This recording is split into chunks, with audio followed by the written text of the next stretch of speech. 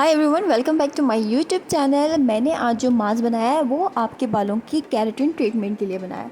ये मास्क मैंने सिर्फ 2 मरतबा इस्तेमाल किया और इसके इतने ज़बरदस्त मुझे रिज़ल्ट मिले, तो मैंने सोचा क्यों ना आपके साथ भी शेयर किया जाए।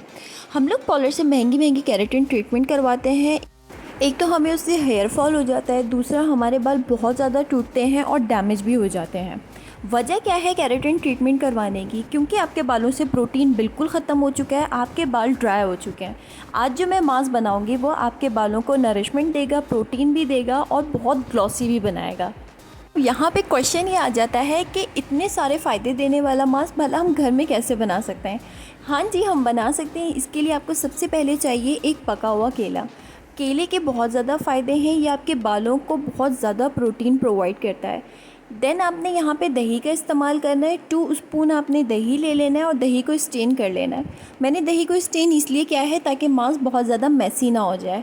इसके बाद मैंने यहाँ पे ताज़ा एलोवेरा 2 चम्मच ले लिया है।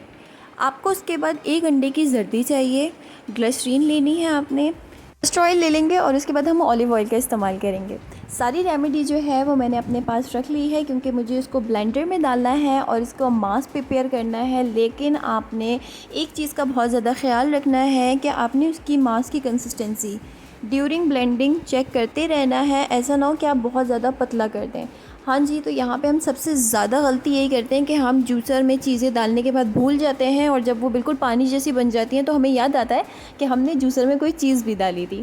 मैंने यहाँ पे ग्लिसरीन 1 स्पून यूज़ की है, कैस्टर ऑयल भी मैंने 1 स्पून यूज़ किया है। ग्लिसरीन आप चाहें तो स्किप कर सकते हैं अगर आपके बाल बहुत ज़्यादा फ्रीजी नहीं है तो।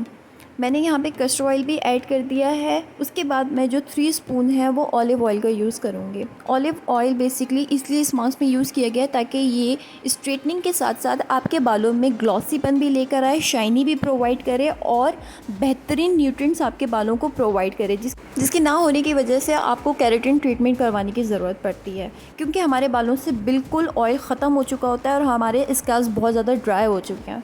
यहाँ पे कंसिस्टेंसी जो है वो मैंने चेक कर ली है और मास्क के अकॉर्डिंग बिल्कुल परफेक्ट कंसिस्टेंसी आई है मेरे पास। आपने भी इसी तरीके से चेक कर लेना है। एक चीज़ का आपने ध्यान रखना है, अगर बनाना मैश नहीं हो रहा तो आपने बार बार ब्लेंड नहीं करना है, आप उसको उनकी हेल्प से मैश कर लीजिएगा। मैं यहाँ पर जो है वो पहले कवर कर चुकी हूँ बॉडी को अच्छी तरीके से। देन मैंने यहाँ पे मास्क को अप्लाई किया है, रूट्स में भी लगा दिया है और एंड में भी लगा दिया है।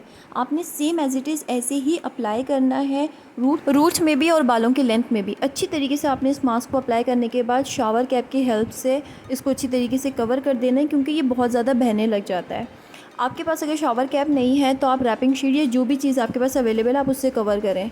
2 घंटा अप्लाई करने के बाद इसको वॉश कर लीजिए शैम्पू से, देन कंडीशनर कर लीजिए। आपके बाल बिल्कुल सिल्की, शाइनी, ग्लॉसी और इतने स्ट्रेट हो जाएंगे आपके बाल कि ऐसा लगेगा आपने पार्लर से ही केराटिन ट्रीटमेंट करवाया।